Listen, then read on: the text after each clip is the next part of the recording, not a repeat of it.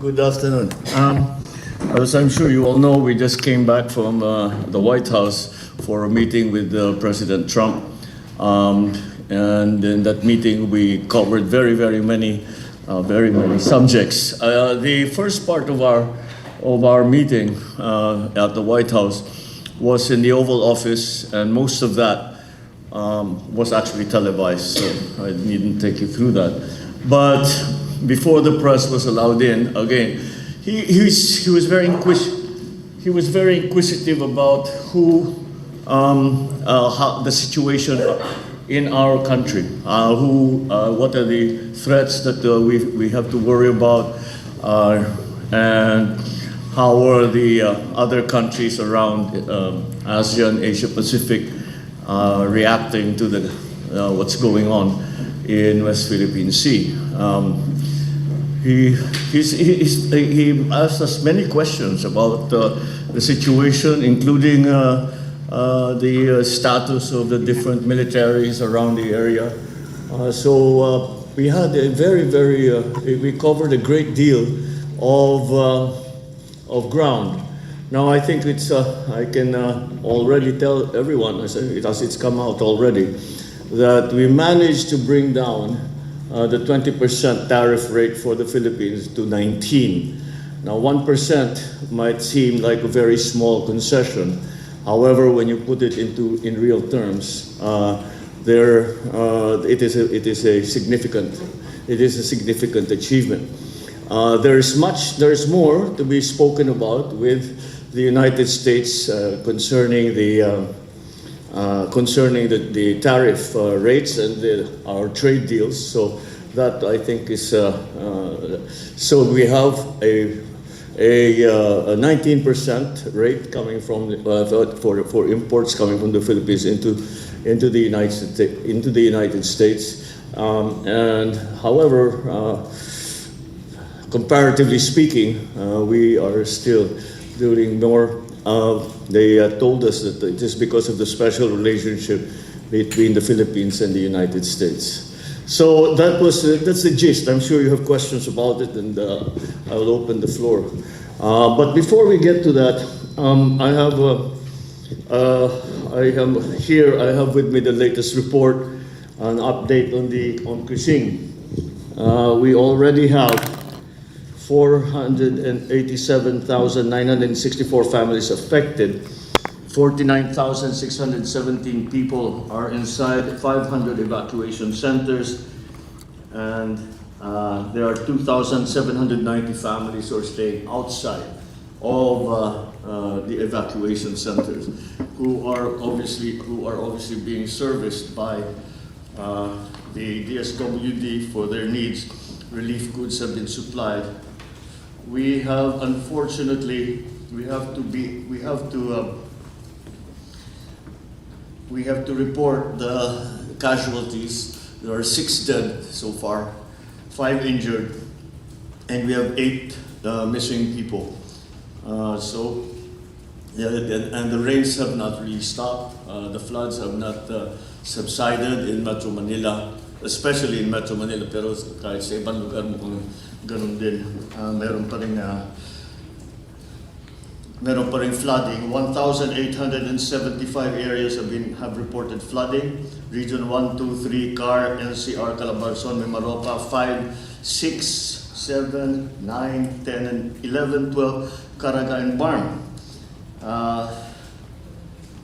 Debris incidents, fallen debris incidents, we have 9 rain-induced landslides, collapsed structures, etc. So I can provide you with these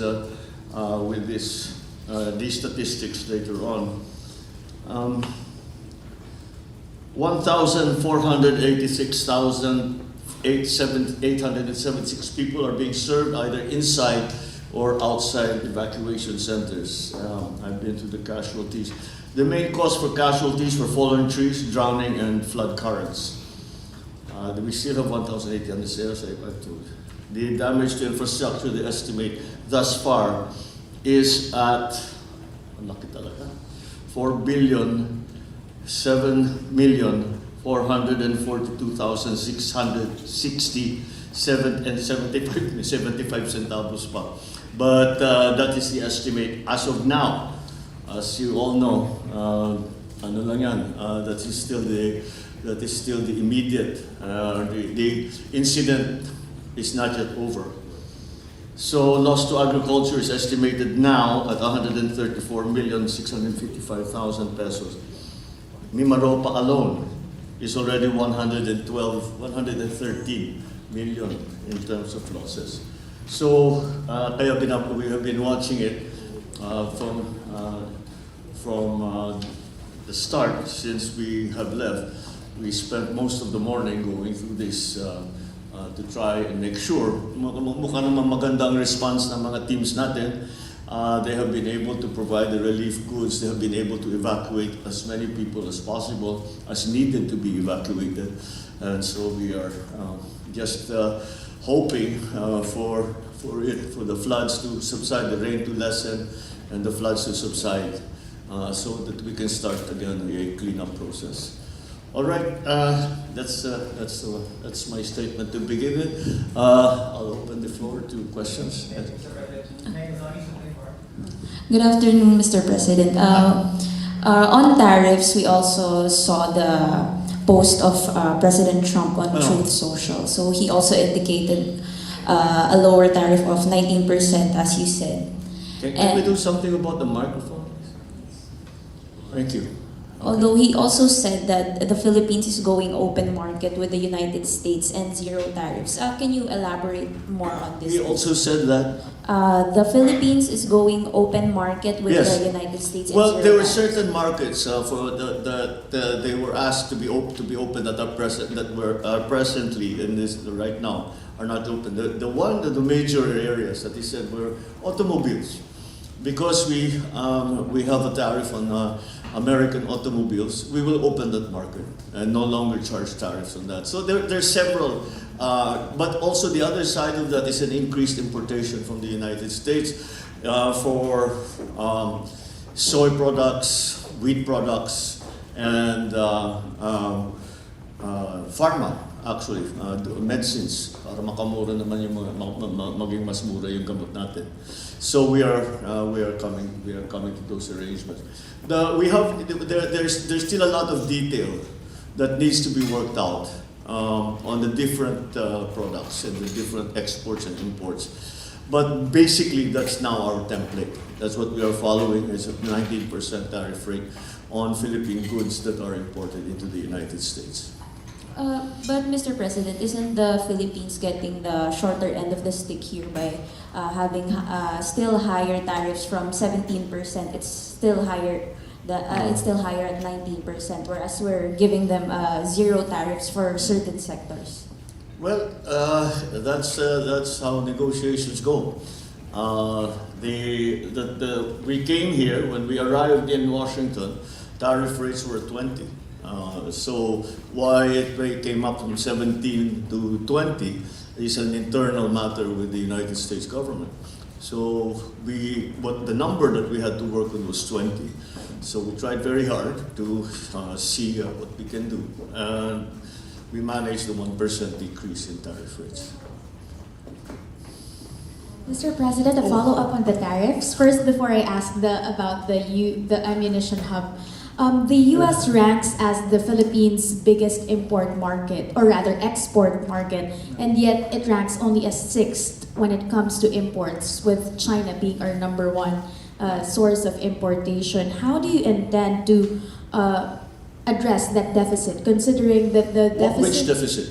The deficit between... with the U.S. or with China? With the U.S., sir. Let me give you the figures first, but let me just find the page very, very quickly. Sorry for the delays. No, well, I mean, which deficits are you talking about? Sir, there is How a do we big... plan to reduce the deficits? Yes, Which sir, deficit? there is a big trade deficit between the U.S. and the Philippines. As of 2024 data, we have a 4.9 How much? billion, 4.9 billion Yes, that's deficit. that. Oh, okay. Yes. We have the same number. Yeah. Yes, sir. It's up by 21.8% from 2023. How do you intend to address that deficit so that tariffs may hopefully be pulled down further from 19%? Exactly, as I said, we will I suppose it is it is a living thing. Maybe we can go back to this if the markets around the world are able to adjust. But the way what really is to offset the trade of balance deficit that we have, and that is by increasing imports from the United States. That's part of the new regime that we will be following in terms of trade with the United States. Sir, my original topic that I have listed, the U.S. ammunition hub that is planned in Subic. How is this related? Is this actually even related to your meeting with the CIA and with the defense? What are the particulars that were already in place with regard to that planned ammunition hub in Subic? I don't think anything was on that subject. We didn't do any work on that. That had been decided a long time ago. Not naman a year ago, but almost a year ago. We decided we already had decided. And like I answered when we were in the Oval Office, kasama ito, tinutulungan tayo ng mga Amerikano sa SRDP natin, as our Self-Reliance Defense Program. That's really something that we were going to do anyway. Kahit wala tayong katulong, gagawin talaga natin yun. They've offered to help, so. Sir, do we have figures as to how many jobs it will actually create once that hub is already finalized? And how do you intend to face threats or warnings from China, considering that we expect them not to react positively with this development in Subic as well as the Luzon corridor? Well, before we go to your question on the jobs, there's been much comment and say that the infrastructures, military infrastructures, and the programs that we are initiating will make us a target for China. Are we not already a target for China? So I think that what we have to be thinking about is protecting the Philippines. All right? Sir, John from the Daily Tribune. Sir, may we know if there were any agreements or on the defense and security areas that has been signed between you and President Trump in your earlier meeting with him? And if that's the case, we also wanted to clarify there's a line in U.S. Defense Chief Pete Hegseth remarks from your meeting with him yesterday. He said that we are also deploying a new cutting-edge missiles and unmanned system and revitalizing defense industrial bases. Maybe can you elaborate more on that, sir? Yeah. Before I do that, let's go back to your jobs question. Maybe the Secretary of Defense can best answer that. How many jobs will be created by the facilities that we are doing for the provision of ammunition for our military? Para sa dito ka. I believe the original concept, although it is funded by the US Congress, it will be FDI, so it's a foreign direct investment concept. We can envision a private entity going about it on a commercial basis so that they can hire people on a commercial basis. Depending on the scale, initially about 200 to 300 people, highly technical people. But then there are downstream industries. Of course, they will have to build access to port facilities. It will regenerate revenue on a commercial basis for Subic. It will increase our trade flows. So that is an example of U.S. government-sponsored foreign direct investment to help our people and our self-reliance too. So that will also cater to commonality of production of munitions, which is at a worldwide shortage at this time, of all calibers, whether direct fire or indirect fire.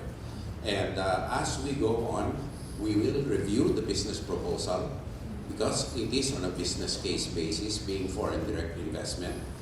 And then, after we finalize the details, we will have more to report. All right, and to your question now, we should take here first because this relates. As a matter of fact, there were during the meetings there were no agreements that were up for discussion at that time. Kasi sandali lang, and actually the Secretary Gilbert, yes, Secretary Gilbert and the other cabinet secretaries came ahead. Some of them were here the 17th, more or less around there. So marami na silang napag-usapan. But you'll have to understand, whatever defense arrangements were arrived at, much of it we cannot talk about because they are operational details. But maybe there is something that you can discuss. Well, sir, the gist of the discussion was the enhancement of our ongoing collaborative activities bilaterally and multilaterally. Of course, we are nuancing the Balikatan as an interoperability exercise. That being the case too, it also readies the armed forces of the Philippines to adapt to new skill sets, face new threats and challenges, and ultimately acquire this necessary infrastructure for introducing new systems, including deterrent systems. And so this is a major part of the takeaways from this trip, the enhanced cooperation, including assurance of support for our continuing modernization of the military, our armed forces through the Philippine Security Sector Assistance Roadmap and the Philippine Enhanced Resiliency Act. And we're very thankful for the continued advocacy of the Trump administration for it in connection with the U.S. legislature under the leadership of President Marcos.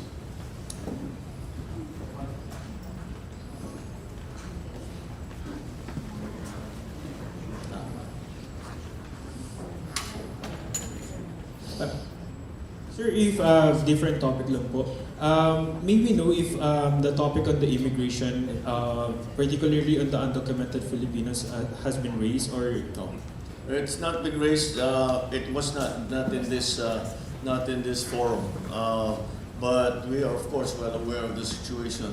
And thus far, I think, in our estimation, what the United States is doing now is not anything different than they've been doing before. Ito yung mga may record o yung mga wanted o yung mga convicted, lalong-lalo na kung sila ay illegal, TNT sila, yun ang mga pinapauwi nila. Sa ngayon, yung mga pinapauwi nila, ganun pa rin yung mga those that have been convicted of committing crimes that are also in fact illegal. So that's the situation with the immigration so far.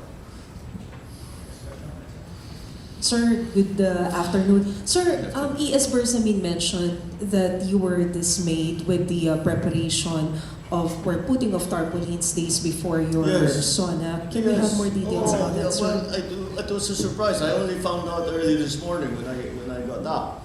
That's what they are doing, and that's why I fully agree with what has been done.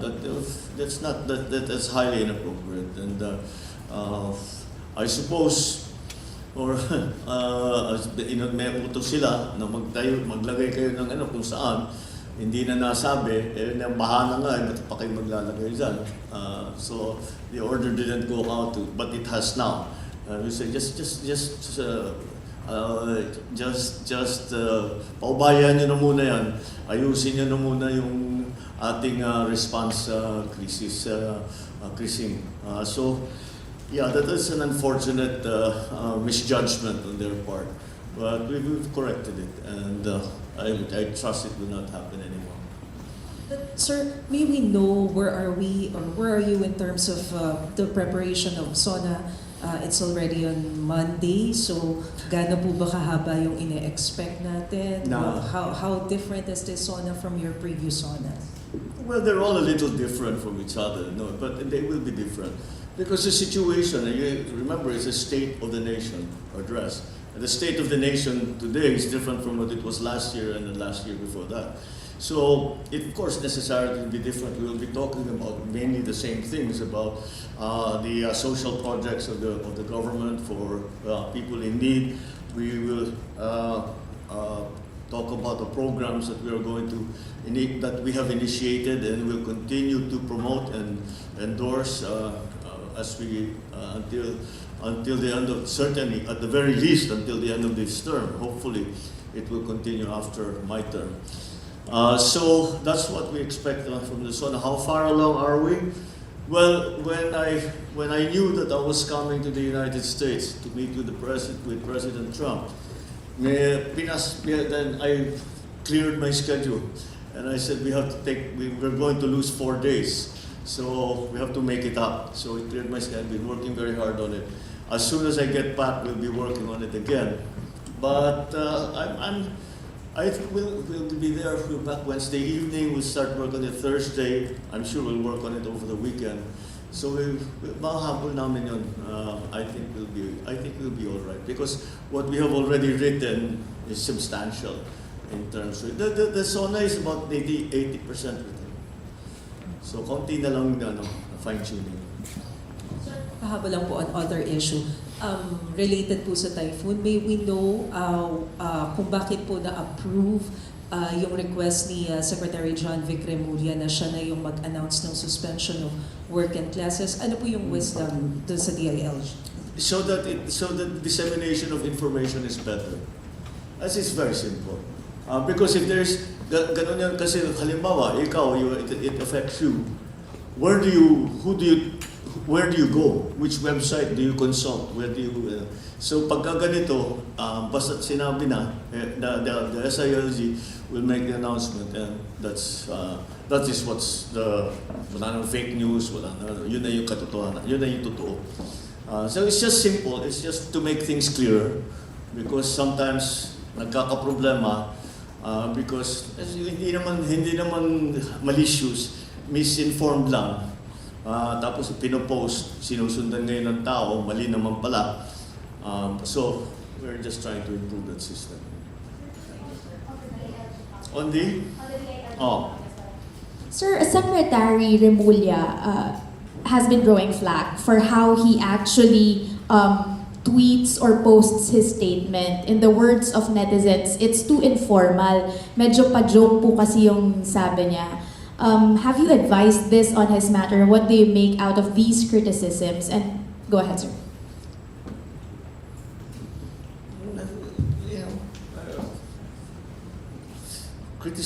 People criticize me for the way I speak. That's the way I speak. That's the way he speaks. As long as he gets the message across, that's what it's for. That's what all of these postings are for. It gets some information across, and as long as he achieves that, then he manages to do what he sets out to do. I am not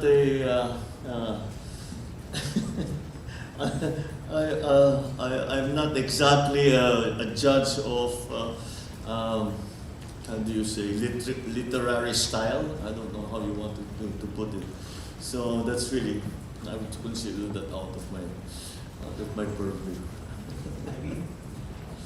Good afternoon, Mr. President. As you assess the administration this year, as we will hear on Monday in your address, and given your consistent performance review, are there changes, or what are the changes you want to make, and can we get an update on the performance review, sir? Wait for the Sona. Ikaw naman. You'll steal my thunder. Mawawala yung ano ko. Wait. And then, like I said, hindi pa naman tapos. So, but I think that everything all that we need to impart to the people will be in the Sona, in the speech in the Sona. Yeah. Yes, sir. Sandra po from GMA 7. Mr. President, there was mention of U.S. assistance, especially the armed forces of the United States helping us with the relief operations. Yeah. And may we get more information, how are we going to operationalize, for instance, the use of EDCA sites, and are they going to bring in relief goods or equipment perhaps to help us? The answer is simply yes, all of that. As a matter of fact, Admiral Paparo, the commander of the Indo-Pacific Command of the United States, left early upon our suggestion na makabalik na siya para maumpisahan na ang pagdala ng tulong para sa ating mga naging biktima dito sa Krising. And I know that, I think he spoke to Secretary Gilbert this morning and last night, and sabi na nag-umpisa na. So maybe you can feel fleshed out. The EDCA sites that are up and running, namely Fort Magsaysay, do contain relief goods already, repositioned. Now, what we need, as of this time, not yet, but we foresee, because of the merging of the two tropical depressions and the incoming monsoons, that we will need their assistance in terms of airlift and other capabilities. And so Admiral Paparo is coordinating with General Bronner, our J3, and the Indo-PACOM's J3 operations are already coordinating so that the needed capabilities are brought in. But I repeat that there are relief goods in place already that have been prepositioned by the US government. Now, it is the mobility assistance that we do need. We do have sufficient Black Hawks in order to lift areas, goods to vulnerable areas when conditions permit. But if we need to do it on a higher scale, for example, like what happened in Naga City last year, which we need to plan for, we have to have the coordinated mechanisms for easy deployment of these capabilities. Every deployment, mind you, is very costly on both our side and their side, more so on their side, because these capabilities are coming out of the theater into the theater. So they entail considerable costs. Therefore, even on our utilization of our own air assets, this has to be coordinated so that we make maximum use of the asset and do not waste cargo space and flying time and ship time. We will also have assistance, because we need the assistance and the coordination first, before assistance, coordination. On mobility, because our road network sometimes cannot carry heavy loads. So we need to airlift them. We need the V-22 Ospreys. We need the Chinooks. If ever there comes a time, which we anticipate because the rains will come, that we will need a coordinated response. So that needs advanced planning, hence Admiral Paparo's return to Hawaii and General Bronner's constant communication with him. If you remember, when I visited the repacking plant, if you want to call it that, of the DSWD, we were saying that ready already when we first I first came into office, the reserves in terms of relief food packs was 500,500,000. That has now been increased to 3 million, and I bring it up only to further illustrate how EDCA is being used for HADR. And yung iba doon sa 3 million na food packs, doon naka-istasyon na yan sa EDCA areas. Those, especially those in the most vulnerable areas for typhoons and for flooding, and also of course ngayon we have to worry about Canlaon, we have to worry about yung pagputok ng bulkan, so those incidents as well, and any other incidents that may come up that we cannot predict.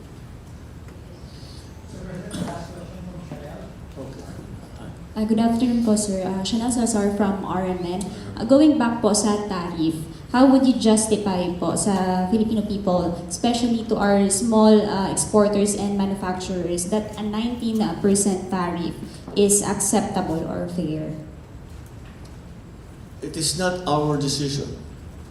So I will justify any decision I make, but it's not my decision. That number doesn't come from the Philippine government. Last po, So sir. you will have to ask whoever imposed the 19% tariff how they justify it. I couldn't answer it. Last po, sir, your reaction po because Senator Amy Marcos suggested pushing for a 10% tariff. So, in dealing with the U.S. trade policies, was this issue raised during your bilateral meeting po? Which the 10% po yung sinasuggest our bilateral meeting with whom? with President Trump.